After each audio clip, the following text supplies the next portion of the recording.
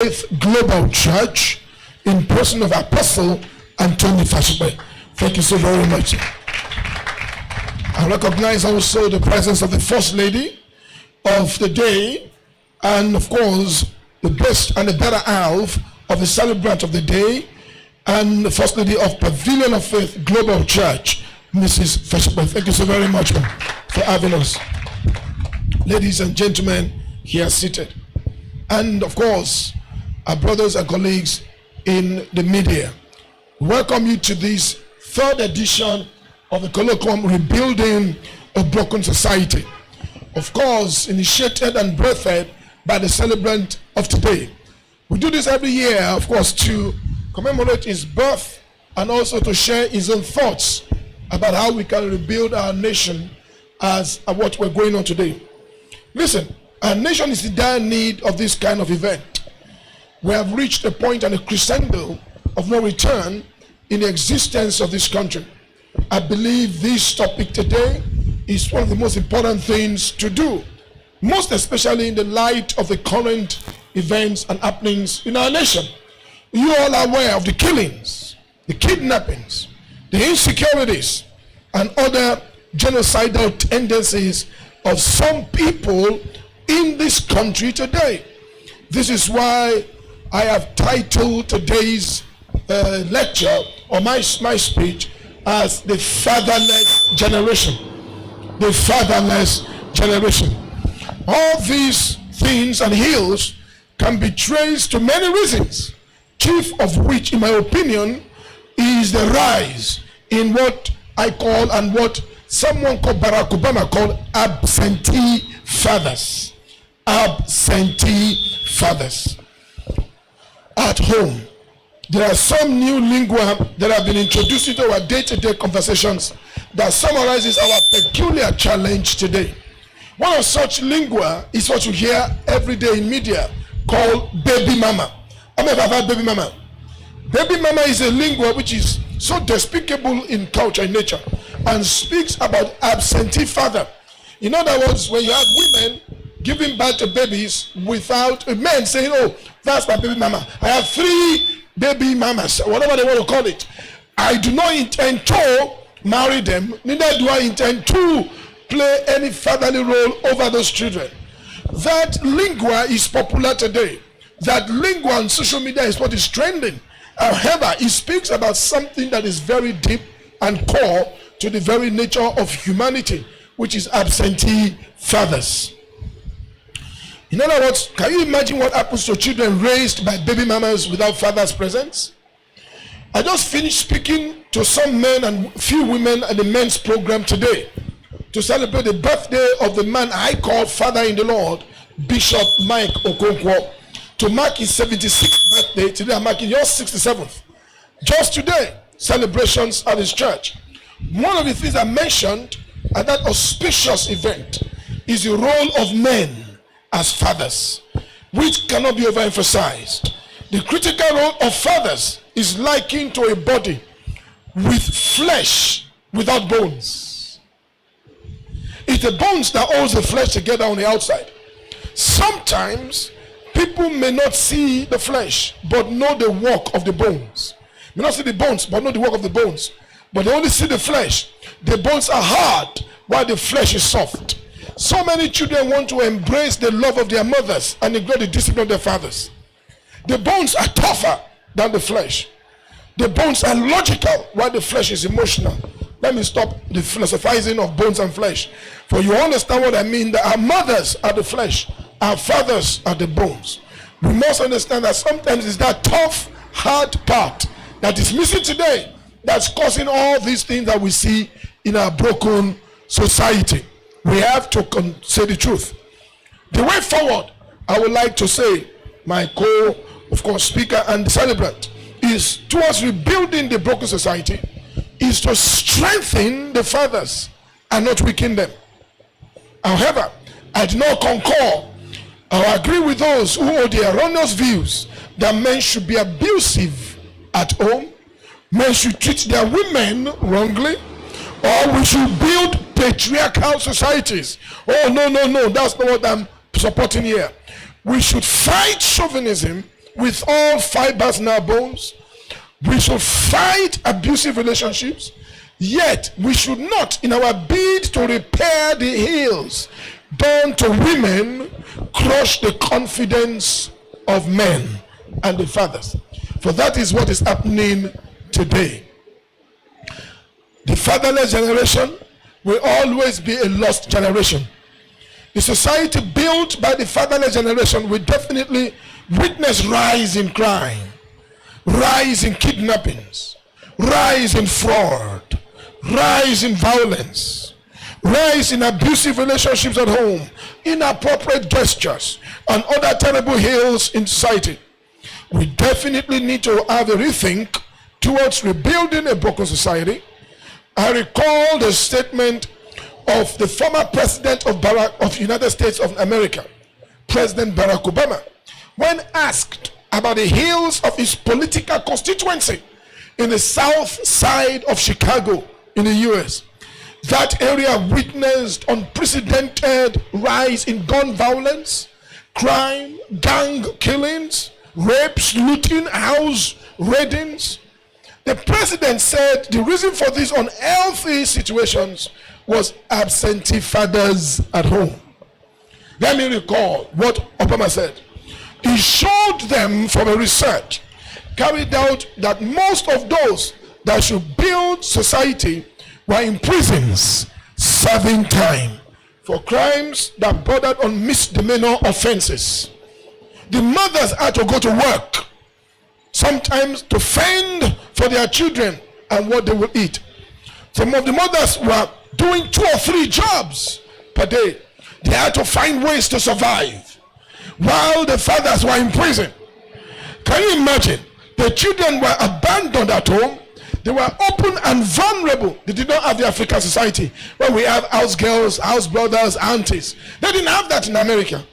They were abandoned at home, were open and vulnerable to living the life of drugs, violence, guns, and of course they destroyed the society that produced them. Schooling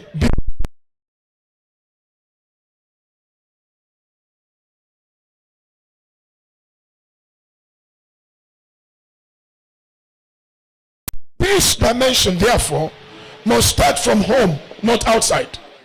For us to have the peace dimension, Mr. Celebrant, we must start this from home. We must try to find solace at home, give priority to the things that matter to faith and work. It is important to know that peace cannot be achieved without justice and equity.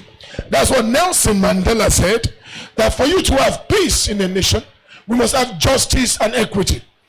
It's also strange that peace is more political, in my opinion, than moral, while justice and equity are more moral issues, in my opinion, than political. Not political, in my considered opinion. I strongly feel that trying to solve peace politically without understanding the moral dimension of justice and equity will be chasing shadows and building castles in the air. We need to tell our political leaders to have some moral fibers in them, so they try not to just pursue a political ghost that does not exist.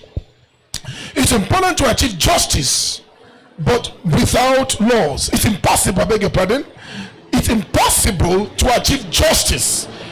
Mr. Celebrant, like you said earlier on in your speech, we cannot, and he did say that we disagree a lot, and that's the truth. It's one man I like his mind. I like thinkers around me. And Apostle Fasipe is a thinker. He and I really share thoughts about issues of life. And most of those times we disagree. A few times we agree. We are always jolly good fellows. But most times we do disagree. Like today again, I will disagree with my friend and my brother on the subject of tax collections and suing to court. May I say my candid opinion on this matter?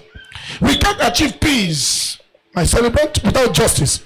We can't ignore laws in pursuing justice and equity.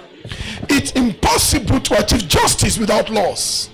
For the tax issues, for instance, I strongly feel we should change the laws so that we can achieve equity in distribution of our collective patrimony. Else, we shall be having the same battles locally as well. How do you mean? someone in Rivers State or Lagos State will soon sue the governors for inequality in unjustly sharing the state funds as well. Somebody might say, why spend so much money in certain local governments in a state and not others? Because again, in this same Lagos State, the money received from Victoria Island, so let us send all the money back to VI and not develop Mushi, not develop Agege, not develop Abaja. Then if you sue the federal government, which I agree you should sue the federal government for collecting money in Lagos and spending enough, please be prepared for I that live in VI will sue you for collecting money in VI and giving to Abaja. Again, that will become unjust. For the place you collect the money from, you should spend the money to. And those in VI also look for another group, and they'll sue those in Ikoyi. Why take from the business district in VI, which is on Odeola Adeku, and you spend in the local area in VI that is still poor? Brethren, there will be no end to law courts, law cases. We must find a way to change the laws and not just be self-centered in our understanding of what we call justice. Justice cannot be achieved without laws. Laws must be changed and not so we don't become lawless. And that's my position, or else we'll have a state of anarchy. I'm afraid of trying to correct all the hills with another hill. We cannot lawlessly, I repeat, we cannot lawlessly correct the hills of the nation. Peace is always better than war. Dialogue always preferred to monologue. Thank you very much, ladies and gentlemen. I rest my case, and God bless you all.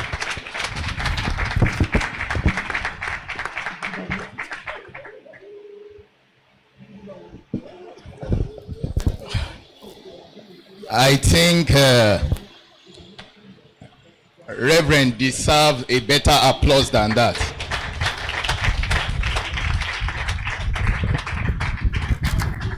You know, when I was taking the citation, there's a part of it.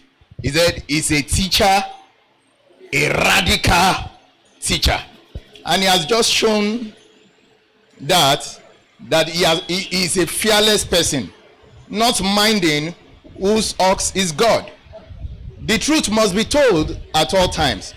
And I think for every one of us seated here, we have gained one or two things from what he has said.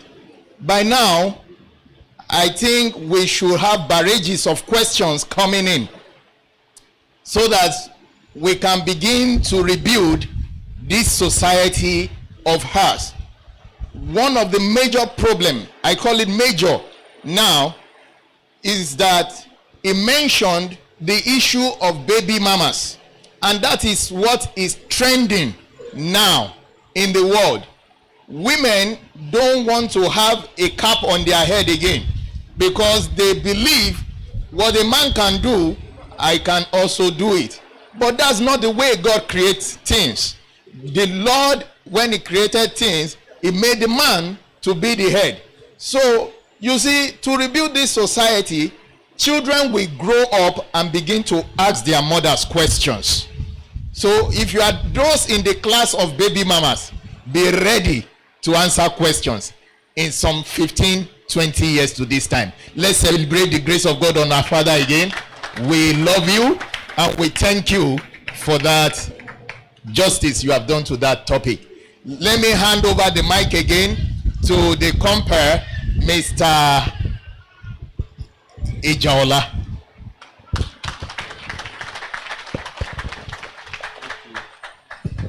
Yes,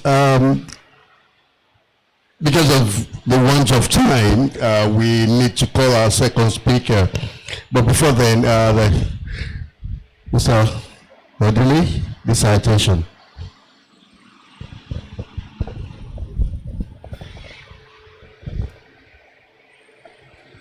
The citation of our father, Bishop Adegbite.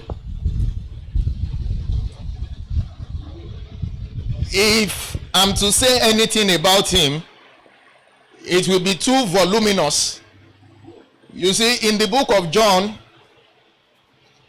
the last verse there, it is written that if what Jesus did is to be documented, then we will need wheelbarrows to be carrying our Bible about. So I'll just be brief about Bishop Adegbite contested as a candidate of CCN, which comprises of Methodist, Anglican, and Baptist churches, and he overwhelmingly emerged in a peaceful election process, and he took over the chairmanship of the CPFM bloc from Apostle Alexander Bangbola in the year 2020. He is now the chairman of the CAN Lagos State. Is a revered man of God, well grounded in the word of God, and is a leader of Christians in the state. Is a man of nobility, a truth sayer, somebody who is never wavering. Join me as I present to you Bishop Adegbite, as he also dissects rebuilding a broken society. Thank you very much. First and foremost, I'd like to give immortal praise to God, who has given us grace and the enablement to be alive today, and to celebrate our father, our brother, and our friend, Apostle Anthony Fasipe. We call him Baba Fasho at the NCPC. And the three of us that are here today, we are members of the board, and we have our chairman in the house. My chair, you are welcome one more time. And of course, to celebrate our mother,